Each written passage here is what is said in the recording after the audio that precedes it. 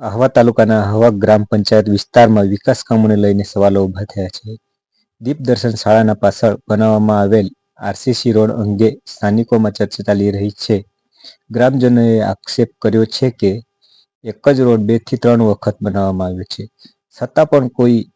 છતાં પણ કામ અંગે કોઈ માહિતી આપતું બોર્ડ સ્થળ પર લગાવવામાં આવ્યું નથી. સ્થાનિક લોકોનો પ્રશ્ન છે કે જો રોડનું કામ કરવામાં આવ્યું છે તો કામની વિગતો દર્શાવતું બોર્ડ કેમ મૂકવામાં આવ્યું નથી? સામાન્ય રીતે સરકારી કામોમાં કામની કિંમત, સમય મર્યાદા અને કોન્ટ્રાક્ટરનું નામ દર્શાવતું બોર્ડ ફરજિયાત મૂકવાનું હોય છે.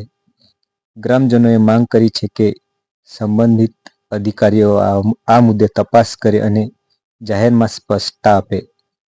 હાલ આ બાબતે આહવા ગ્રામ પંચાયત તરફથી કોઈ સત્તાવાર પ્રતિસાદ મળ્યો નથી.